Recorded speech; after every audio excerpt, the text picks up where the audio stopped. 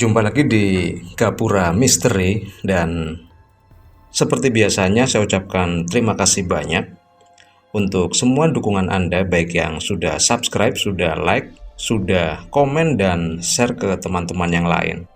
Semoga semuanya selalu diberikan kesehatan, umur yang panjang, dan diberikan kemudahan serta kelancaran dalam semua urusan. Nah, kisah horor yang ke-15 ini menceritakan tentang pengalaman seorang pemancing, atau lebih dikenal zaman sekarang itu dengan sebutan angler ya. Namanya Harjo, dan kisah ini itu terjadi sekitar tahun 2015-an.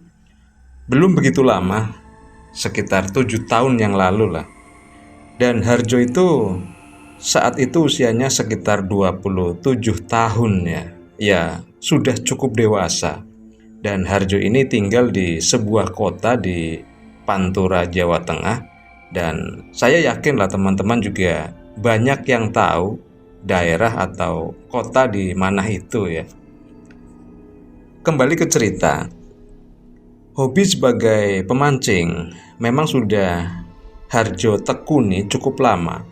Sedari dia itu masih duduk di bangku SD ya, sekolah dasar, karena seringnya diajak oleh bapaknya yang kebetulan seorang angler kawakan. Sehingga lama-kelamaan Harjo itu jadi suka dan menjadi sebuah hobi sampai dia itu beranjak dewasa, atau sampai dia dewasa lah. Berbagai tempat pun sudah pernah Harjo singgahi, mulai dari sungai kecil, sungai besar, pantai, terkadang juga sampai menyewa perahu untuk mancing ke laut ya. Ya, ke sana agak jauh dari pantai lah. Bahkan sampai keluar kota pun dia lakukan untuk mencari spot baru, istilahnya begitu, tempat mancing itu ya, spot yang menurut dia itu pas dan banyak ikannya. Kenalannya pun sudah cukup banyak, dan biasanya itu Harjo mengenalnya saat di spot pemancingan. Saling tukar informasi dan pengalaman mancing di tempat ini, di tempat itu, yang pada akhirnya Harjo itu lama-lama merasakan bosan juga dengan spot-spot yang pernah dia datangi. Nah, untuk menghilangkan rasa bosan itu, karena sudah banyak spot pemancingan yang dia singgahi, Harjo pun mulai merubah waktu mancingnya. Dari awalnya dia itu sering mancing di siang hari, mencoba untuk menggeser waktunya menjadi malam hari.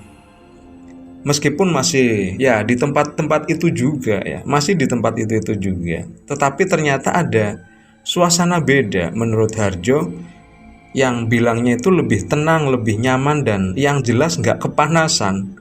Itu membuat Harjo sedikit terobati ya dengan rasa bosannya itu.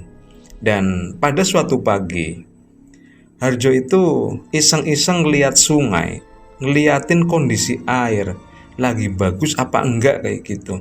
Karena biasanya para angler itu sebelum berangkat mancing suka ngeliat kondisi airnya dulu, bening apa keruh, atau lagi naik apa enggak.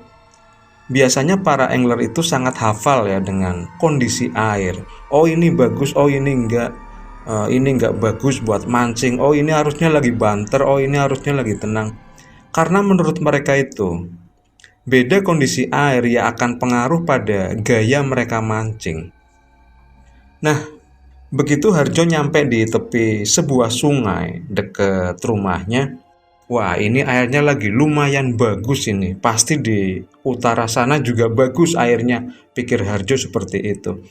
Pas kebetulan Harjo itu ada rencana berangkat mancing malam hari di sebuah muara. Jadi gambarannya itu begini, sungai yang ada di dekat rumah Harjo itu, sungainya itu membujur dari selatan ke utara.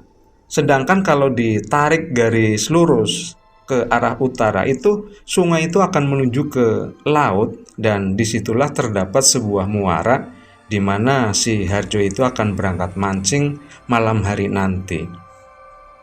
Seperti biasa, setiap malamnya mau berangkat mancing, Harjo itu sedari pagi atau siang harinya itu sudah menyiapkan apa saja yang nanti bakal dibawa, sehingga nggak ada yang kelupaan lah nantinya.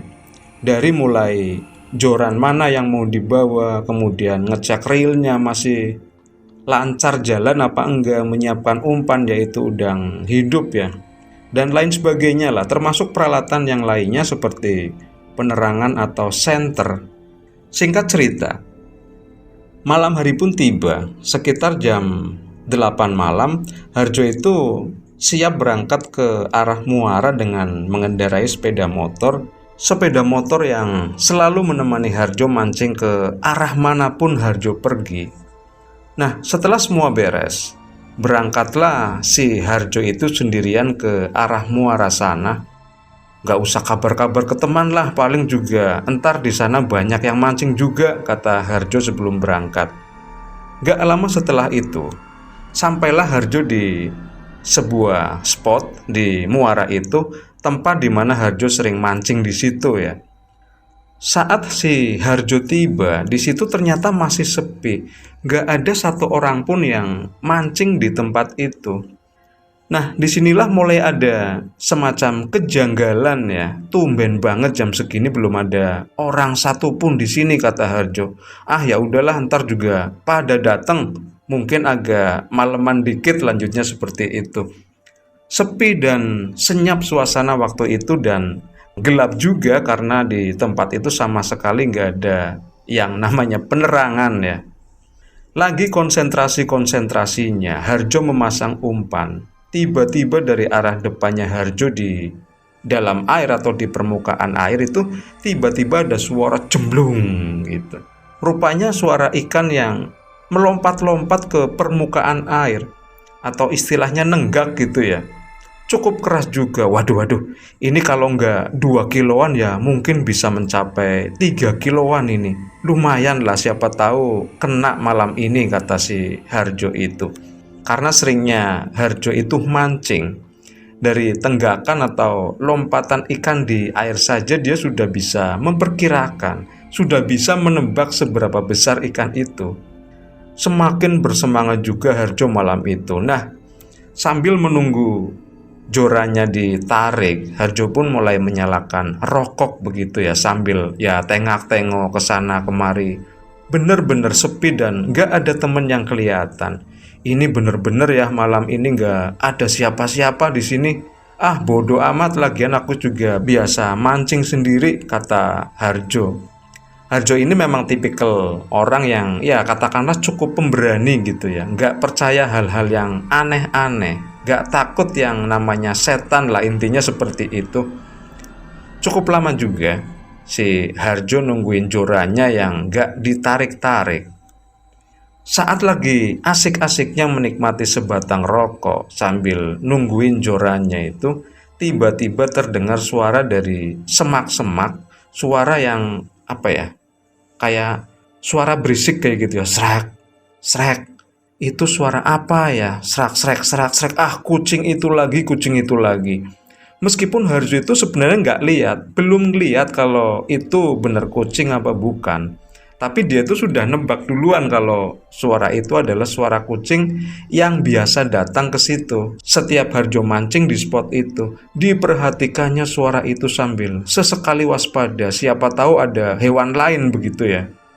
Memang kalau siang hari itu suka ada kucing yang nongkrong di situ. Ya, yang namanya orang mancing begitu ya. Kadang kalau dapatnya ikan kecil itu suka dibuang begitu aja. Nah, nanti kucing itulah yang sering memakannya begitu.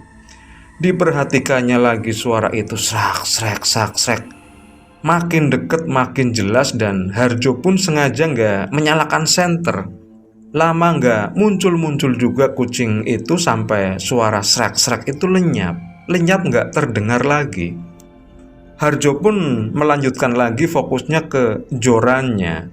Masa sih dari tadi nggak ada ikan satupun yang narik, biasanya juga nggak gini-gini banget katanya. Apalagi ini kan airnya lagi bagus, kata si Harjo dalam hati ya. Bahkan umpannya yang dari awal Harjo lempar ke air aja itu masih utuh, bener-bener masih utuh, seperti nggak kesentuh apa-apa. Dan lagi memperhatikan umpannya yang masih utuh itu, kembali Harjo itu dikagetkan dengan suara srek, srek, srek kayak gitu lagi. Kali ini dari arah yang berlawanan ya. Kalau tadi yang pertama itu dari arah kiri, arah di mana Harjo itu datang. Sedangkan kali ini itu suara datang dari arah kanan. Srak, srak, srak, srak. Waduh, suara apa lagi itu? Pus, pus, pus. Harjo berusaha memanggil kucing yang biasa ke situ. Siapa tahu itu kucing begitu ya. Gak muncul juga kucing itu, meskipun itu tadi Harjo sendiri belum tahu pasti itu iya kucing apa bukan. Makanya dia itu langsung manggil pus pus pus gitu. Pengennya itu biar itu kucing langsung muncul kayak gitu, sehingga Harjo itu nggak penasaran lagi dengan suara itu. Kepengennya seperti itu.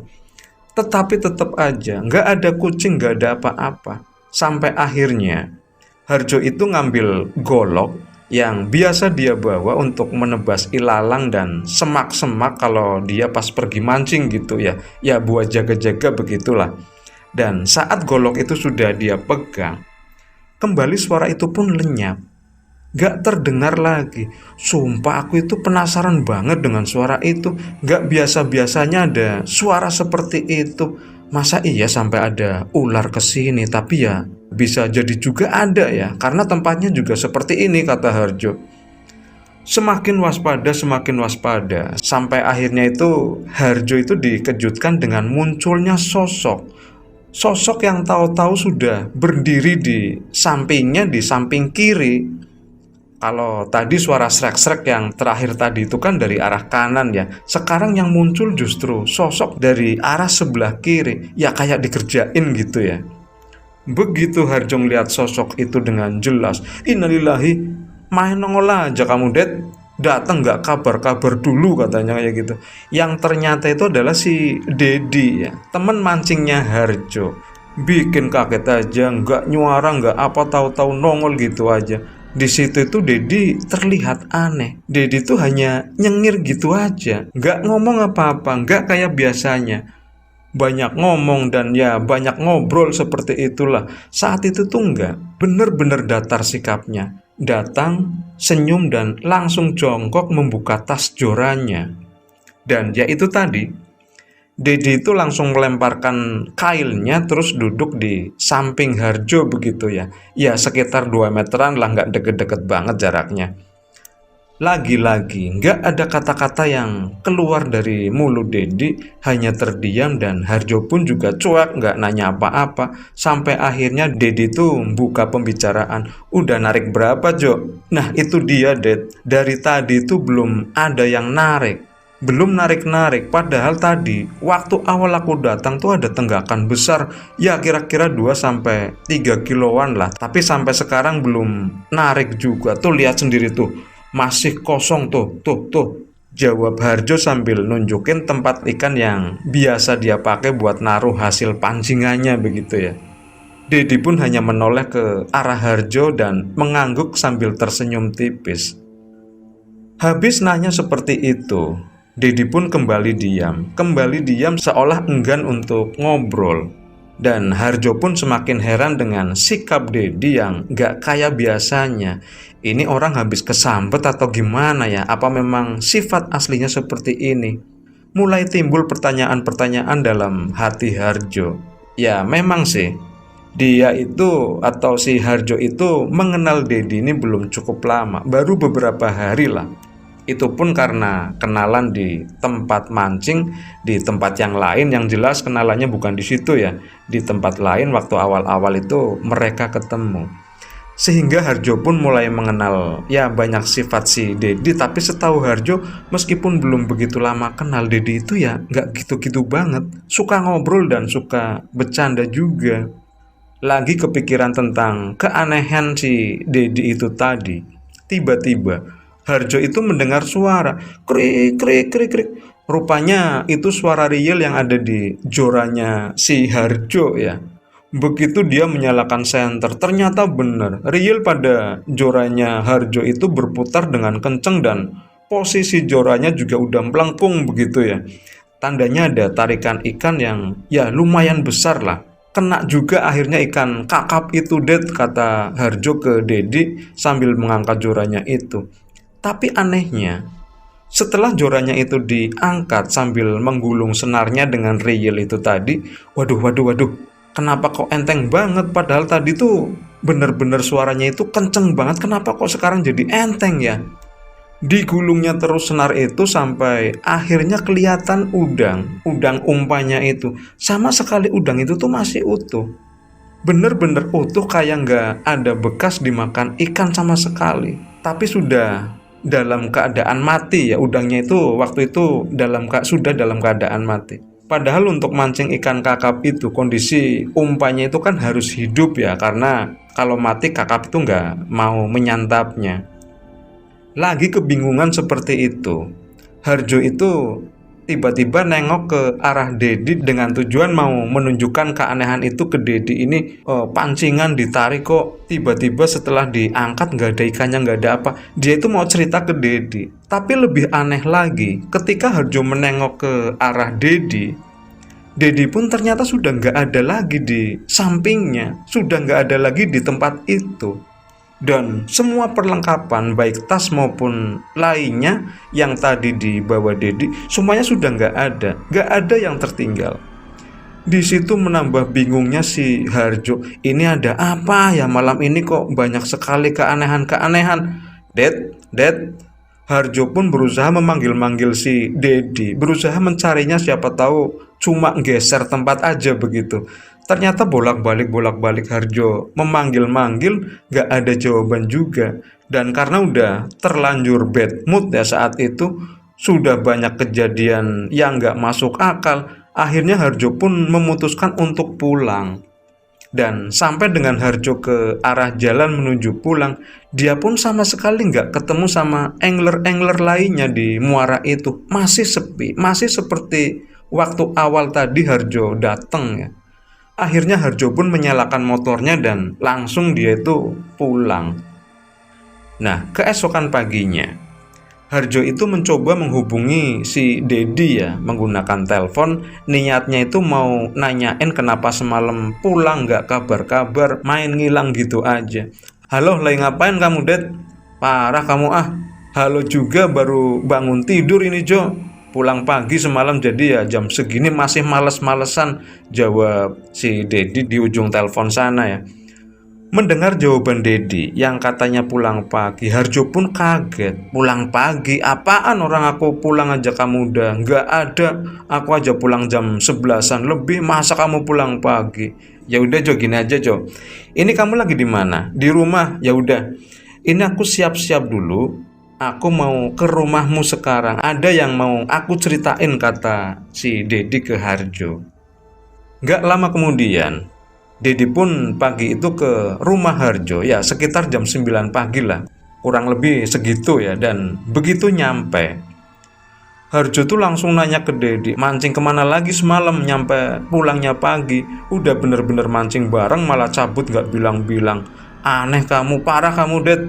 Di situ Dedi pun cuma tersenyum. Senyuman khasnya si Dedi ya, tersenyum karena geli dengan Harjo, karena inget kejadian semalam. Akhirnya Dedi pun di situ menjelaskan kronologi kejadian semalam. Jadi menurut penuturan Dedi, semalam itu Dedi itu sebenarnya sudah ada di muara itu sejak sore, sekitar ya sehabis asar begitu ya. Dedi itu sudah nyampe di muara itu. Dan saat itu juga ada beberapa angler juga yang sudah ada di sana. Ya lumayan banyak lah, sudah ada sekitar lebih dari 7 orang. Sampai benar-benar gelap, sampai malam. Nah, sampai akhirnya malam itu sekitar jam 8 itu, Harjo itu datang ke tempat itu, ke muara itu, dan Dedi juga ngelihat Harjo datang. Tapi anehnya, Harjo itu bukannya ikut gabung, malah dia itu ke tempat semak-semak yang terpisah dari tempat mereka semua itu mancing. Melihat Harjo itu malah ke semak-semak, akhirnya Dedi pun penasaran, ini kenapa Harjo malah ke semak-semak, nggak ikut gabung dengan kita. Akhirnya Dedi itu membuntutinya dengan jalan kaki. Nah, menurut penglihatan Dedi, Harjo itu memang mancing, memang dia itu mancing. Tapi anehnya, bukan ke air ngelempar kailnya, tapi malah ke tanah, ke daratan begitu, yang nggak ke air. Disitulah Dedi ketawa sendirian melihat tingkah si Harjo, dan Dedi pun sempat manggil-manggil si Harjo, Jo, Jo, Jo, woi, ngapain mancing di situ? Tapi karena Harjo itu nggak ngerespon dan sama sekali seperti kayak nggak dengar suara Dedi, akhirnya Dedi pun balik lagi ke tempatnya tadi mancing. Sampai akhirnya Dedi itu melihat Harjo pulang, dan saat itu pun Dedi itu masih mancing di situ dengan angler-angler yang lain dan sempat manggil-manggil Harjo juga. Jo, Jo, Jo, mau kemana kamu, Jo? Tapi ya itu tadi, lagi-lagi Harjo itu sama sekali nggak ngerespon, kayak nggak ngedengerin Dedi memanggilnya. Begitu diceritain semacam itu, Harjo pun nggak percaya. Ya nggak mungkin, Det. Orang semalam itu kamu tuh ke tempatku mancing. Malah sempat mancing bareng di sebelahku, kata Harjo. Nggak, Jo.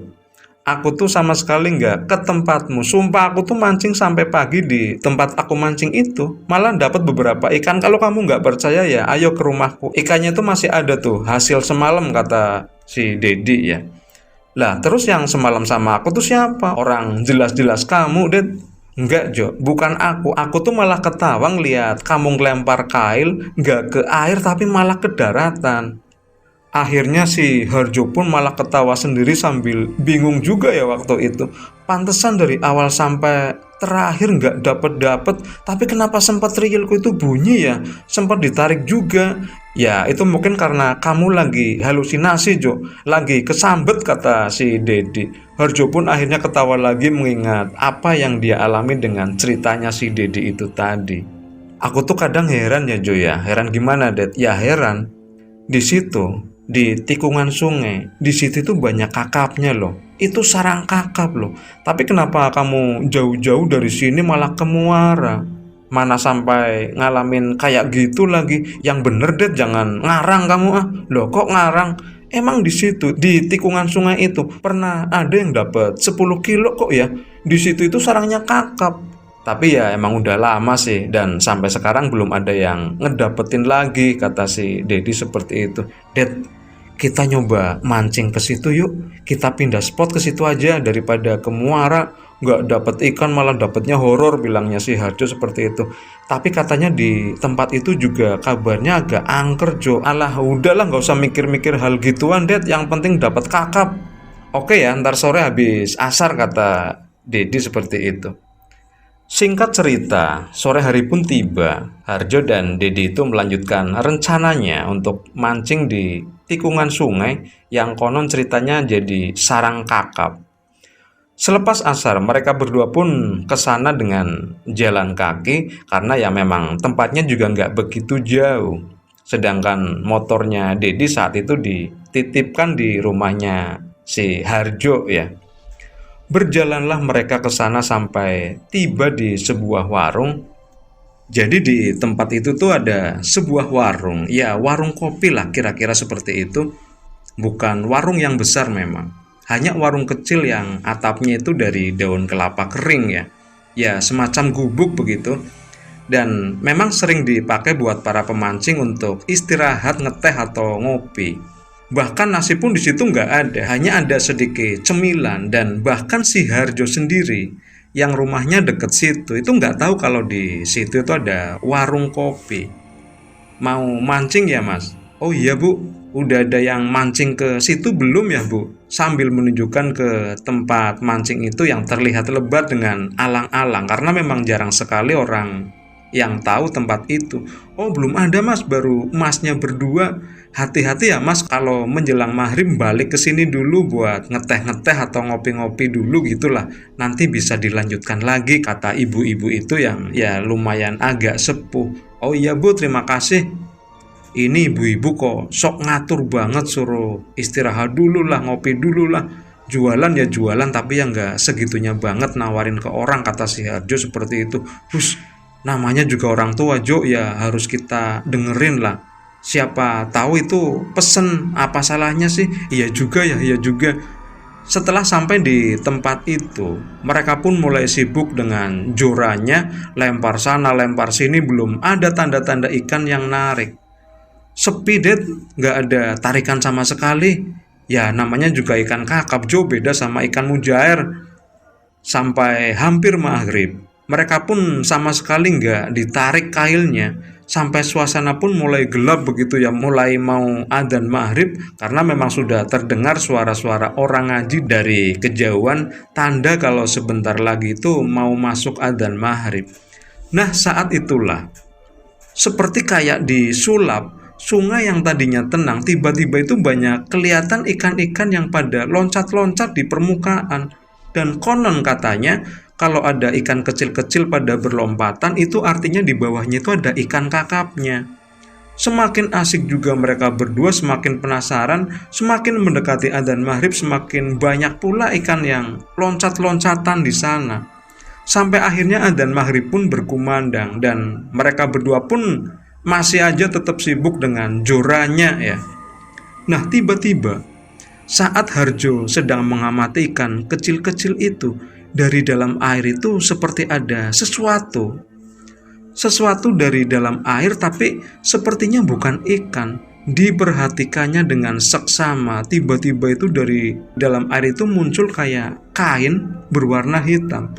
Makin ke permukaan, karena waktu itu tuh sudah kelihatan gelap, jadi mengurangi pandangan si Harjo itu tadi. Makin jelas, dan disitulah Harjo mulai melihat sosok hitam ke atas air, tapi bagian bawahnya itu masih ada di dalam air.